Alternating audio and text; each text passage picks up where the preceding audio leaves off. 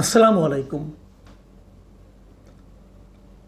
সরকারের যুব ক্রিয়া এবং স্থানীয় সরকার বিষয়ক যে মন্ত্রণালয় তার উপদেষ্টা জনাব আসিফ মোহাম্মদ সজীব ভুঁইয়ার কর্মকাণ্ড নিয়ে নানা সময়ে নানা ধরনের আলোচনা হয় এবং নানা বিতর্কে অথবা নানা আলোচনায় উনি থাকেন। এই উপদেষ্টা মণ্ডলীতে আমার বিবেচনায় সবচেয়ে অনভিজ্ঞ এবং সবচেয়ে কম বয়স্ক ব্যক্তি এই আসিফ মাহমুদ সজীব ভুঁইয়া। কিন্তু আলোচনা এবং নানা কর্মকাণ্ডের মাধ্যমে মানুষের কথাবার্তায় উনি বেশ চলে আসেন প্রায়। সবশেষ যে ঘটনাটা ঘটল সেটা হলো যে মরক্কো যাওয়ার পথে, মরক্কোতে একটা সেমিনারে অংশ নিতে গেছেন, যাওয়ার পথে এয়ারপোর্টে যাওয়ার পর ওনার লাগেজের মধ্যে পাওয়া গেল অস্ত্রসহ একটা ম্যাগাজিন। অস্ত্রসহ ম্যাগাজিন নিয়ে এয়ারপোর্টে প্রবেশ করা একটা ক্রিমিনাল অফেন্স।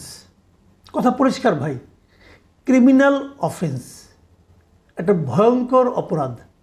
যদি এই কাজ আপনি করেন আপনাকে জেলে যেতে হবে, কোনো সন্দেহ নাই। আমার স্পষ্ট মনে আছে বছর কয়েক আগে এরকম আওয়ামী লীগের একজন নেতা তিনি অস্ত্রসহ এয়ারপোর্টে ঢুকে গিয়েছিলেন। ওই লোকের জেল হয়েছিল, স্বৈরাচারী আমলে। কিন্তু স্বৈরাচারী সরকারও এই আইনটা প্রয়োগ করেছিল, তার জেল হয়ে গিয়েছিল। তো এক্ষেত্রে কি হলো? উনি উপদেষ্টা মানুষ। এই দেশে সংবিধান বলে, আইন বলে যে আইন সবার জন্য সমান, কিন্তু বাংলাদেশে আমরা এই জুলাই পরবর্তী আন্দোলনের সময় দেখছি যে আইন সবার জন্য সমান নয়। ওনার জন্য আইন সমান নয়, ওনার কিছুই হয়নি। উনি সেই অস্ত্রটা ওনার প্রটোকল অফিসারের কাছে দিয়ে উনি চলে গেছেন।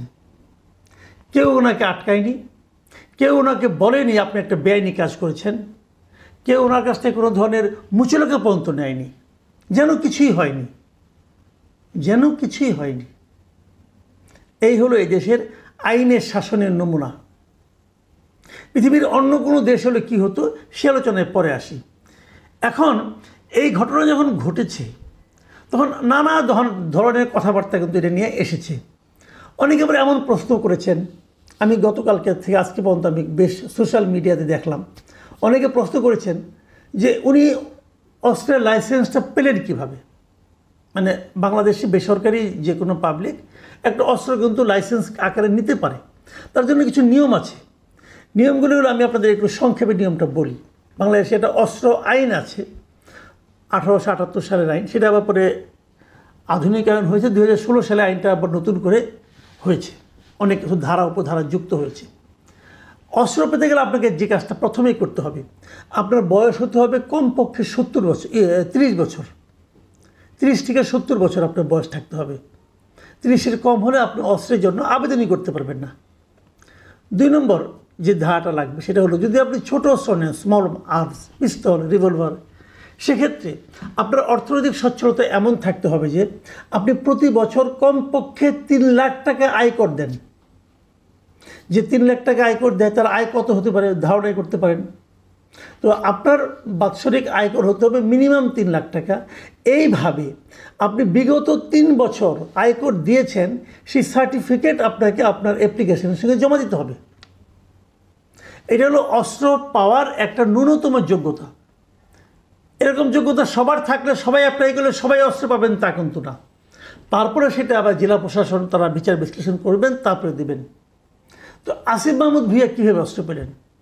ওনার বয়সটা 26 বছর, আর ওনার 3 লাখ টাকা আয়কর দেওয়ার অ্যাবিলিটি আছে বলে আমি বিশ্বাস করি না। কারণ উনি কয়েকদিন আগেও বেকার ছিলেন, লেখাপড়াও শেষ করেননি তখনও। তো উনি কী করে দেবেন? ওনার ইনকামটা কী?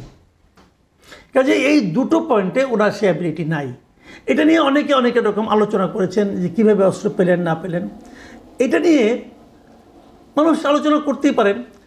আসিফ মাহমুদ সজীব ভুঁইয়ার যে ভেরিফাইড ফেসবুক পেজ, তার যে অ্যাডমিন মানে উনি, আমি মনে করি যেহেতু ওনার ভেরিফাইড, এখানে উনি আজকে একটা স্ট্যাটাস দিয়েছেন।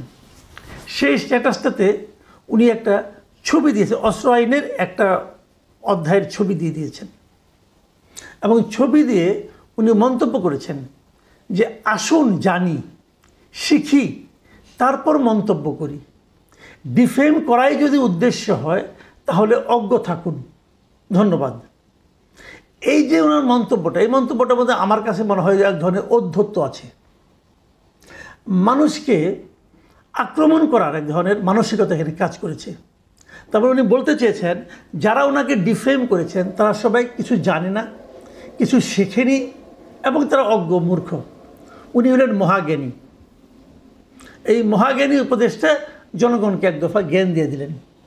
হ্যাঁ, উনি কি বলেছেন সেটা আমি ওটা আপনাদেরকে একটু ধারণা দিতে চাই আমি, যে আসলে একটা আইন আছে। আইনটা কি? এই অস্ত্র আইনের 32 নম্বর ধারায় বলা হয়েছে বিশেষ প্রাধিকার। মানে ওই যে আমি দুটো আইনের কথা বললাম যে বয়স 30 হতে হবে মিনিমাম, ইনকাম ট্যাক্স দিতে হবে, ওই দুইটা বিষয় প্রযোজ্য হবে না কিছু লোকের জন্য। এটা হলো বিশেষ প্রাধিকার, মানে বিশেষ একটা অধিকার আছে। কাদের এটা? স্পিকার, ডেপুটি স্পিকার, মন্ত্রী, প্রতিমন্ত্রী, উপমন্ত্রী ও সমপদ মর্যাদা সম্পন্ন ব্যক্তি। মানে উনি এই সমপদ মর্যাদা সম্পন্ন ব্যক্তি একজন হিসেবে উনি আছেন।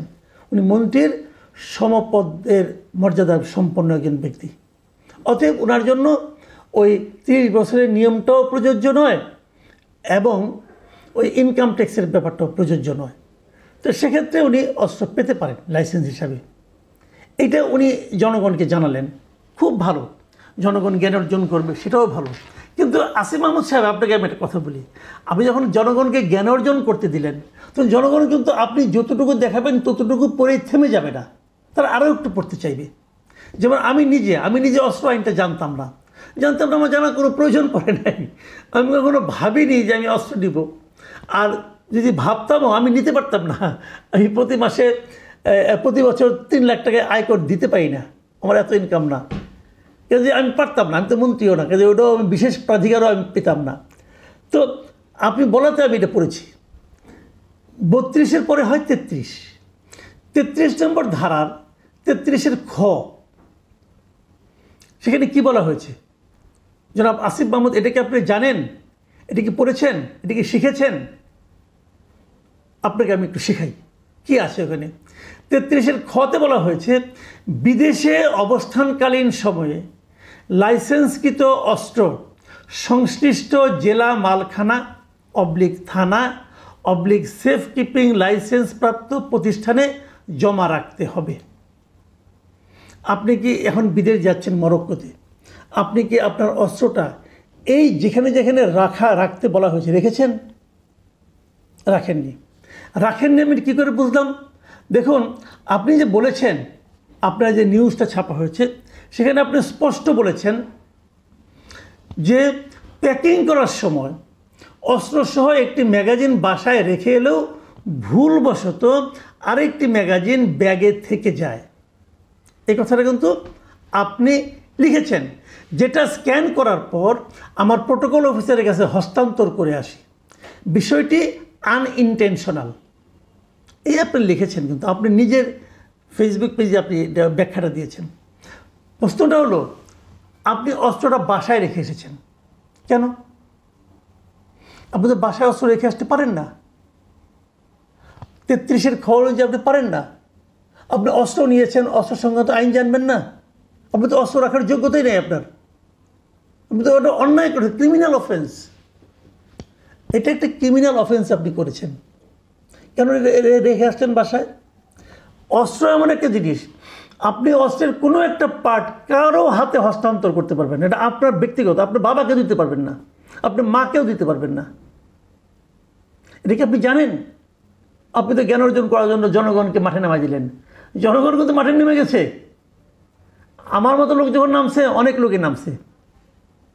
তো জ্ঞান অর্জন করতে পারলাম যে আপনি একটা ক্রিমিনাল অফেন্স করছেন। তারপর আপনি কী করছেন? আপনি যে ম্যাগাজিনটা আপনার কাছে ধরা পড়েছে সেটা আপনি আপনার প্রোটোকল অফিসারকে দিয়ে দিয়েছেন। আপনি ওই ম্যাগাজিনটা আপনার প্রোটোকল অফিসারের কাছেও দিতে পারেন না।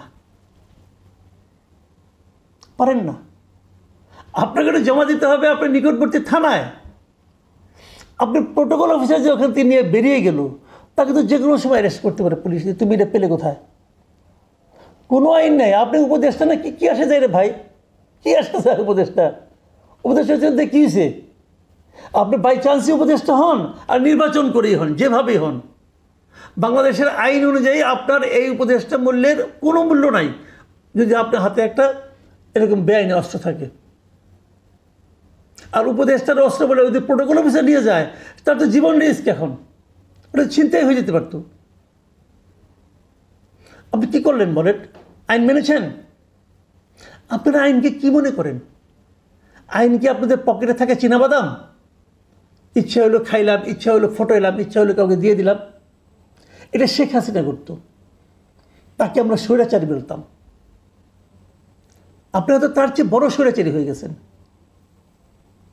কোনো অভিজ্ঞতা নাই, কোনো যোগ্যতা নাই, উপদেষ্টা হয়ে বসে আছেন আর এগুলি করছেন। কয়েকটা কথা বলি, কতগুলি আইনগত দিক দিয়ে আলোচনা করলাম, যেহেতু আপনি পড়তে বলেছেন বলে পড়েছি ভাই। আরও কয়েকটা কথা বলি যেগুলি নৈতিক একটা বক্তব্য দিয়ে আপনার সঙ্গে আলাপ করতে চাই। সেটা হলো, একটা অস্ত্রের দাম কত? আমি যতটুকু জেনেছি, একটা আপনার বোধহয় খুব সম্ভবত স্মল আর্মস, যতটুকু আমরা বুঝতে পেরেছি, পিস্তল অথবা রিভলভার কিছু একটা হবে। অ্যাভারেজ দাম হলো 2 থেকে 2.5 লাখ টাকা। দামি, আরও দামি আছে। আপনি 2 থেকে 2.5 লাখ টাকা পেলেন কোথায়? আপনি কী এমন সম্পদ আছে? আপনি জমিদারের পুত্র নন, এটা আমরা জানি। আপনার বাবা যে স্কুল শিক্ষক, এটাও আমরা জানি। আপনি কোথায় পেলেন? আপনি কয় টাকা বেতন পান? আপনার মান্থলি ইনকাম কত টাকা বলেন? আপনি আমাকে বুঝান। আপনি আর কি করেন চাকরির বাইরে? টিউশনি করেন? তা তো আর করতে পারবেন না। উপদেষ্টার পদে টিউশনি করতে পারবেন না। আপনার বৈধ ইনকাম কত বলেন? এই বৈধ ইনকাম দিয়ে আপনি 2.5 লাখ টাকা খরচ করে কিনতে পারেন এক একটা গুলির দাম 5,000 টাকা। আমি খবর নিয়েছি, রিভলভারে একটা গুলির দাম 5,000 টাকা। 2 ম্যাগাজিন ভর্তি গুলি। আপনি কোথায় পেলেন টাকাটা? আপনাকে আপনার বন্ধুবান্ধব দিয়েছে? হ্যাঁ, আমরা জেনেতাম যে মন্ত্রী হলে পরে বন্ধুবান্ধবরা অনেক কিছু দেয়। ওবায়দুল কাদেরকে অনেক কিছু দিত। তো আপনি কি সেরকম মন্ত্রী হয়েছেন? এই মন্ত্রিত্ব করার জন্য আপনাকে পাঠানো হয়েছে? একটা আন্দোলনের মাধ্যমে আপনারা গিয়েছেন। মানুষ আশা করে যে আন্দোলনটা, যে জনগণের আন্দোলন ছিল, সেই জনগণের যে চিন্তা চেতনা, তার প্রতিফলন আপনাদের আচরণে ঘটবে, সেটা তো ঘটেনি। আচ্ছা, আপনার অস্ত্রের দরকারটা কেন? নিরাপত্তা। আপনাকে তো গানম্যান দেওয়া হয়, সরকারি ব্যয় আপনাকে গানম্যান দেওয়া হয়, অস্ত্রধারী গানম্যান থাকে। তাহলে আপনি পার্সোনাল উইপেন দিয়ে কী করবেন? আপনি খুব এক্সপার্ট অস্ত্র চালনায়। কই শিখলেন? কবে শিখলেন? ট্রেনিংটা কবে নিলেন অস্ত্র চালানোর? বলুন। এই বিষয়গুলি কিন্তু মানুষের মনে, মুখে মুখে এই প্রশ্নগুলি ছড়িয়ে যাচ্ছে। যত ছড়াচ্ছে, যতই আপনি জ্ঞানের কথা বলেন না কেন, মানুষ কিন্তু আপনাকে বিশ্বাস করবে না। মনে রাখবেন একটা কথা, যে আপনার সরকার প্রধান বলেছে যে ফেব্রুয়ারিতে নির্বাচন হতে পারে। ফেব্রুয়ারি না হোক, এপ্রিল, মে, কবে হবে জানি না। যদি এপ্রিলেও ইলেকশন হয়, এপ্রিলের পরে আপনি কিন্তু পাবলিক। এপ্রিলের পরে আপনি একজন পাবলিক। তখন কি আপনার অস্ত্র থাকবে? তখন তো আপনি বিশেষ প্রবিধান আপনার জন্য প্রযোজ্য হবে না। তখন আপনি কী করবেন? তখনও লোকে আপনাকে এড়ে ফেলাবে। এইগুলি মাথায় রাখতে হয়, দীর্ঘমেয়াদী চিন্তা করতে হয়, মানুষের সেন্টিমেন্টের কথা ভাবতে হয়। আপনারা ধরাকে সরাজ্ঞান করছেন। আপনাদেরকে আবারও মনে করে দিই, যে জিনিসটা আগের সরকারের প্রধানকেও এবং সরকারের লোকজনকে মনে করে দিতাম, সেটা আপনাকেও মনে করে দিই, যে এই দিন না, আরও দিন আছে। সেই দিনের কথা মাথায় রেখে যারা চলতে পারে, তারাই দীর্ঘমেয়াদে প্রকৃত রাজনীতিবিদ হতে পারে। অন্যরা হুমড়ি খেয়ে নর্দমায় পড়ে যায়। আপনার গন্তব্য কোথায়, এটা আপনার আচরণই ঠিক করে দেবে।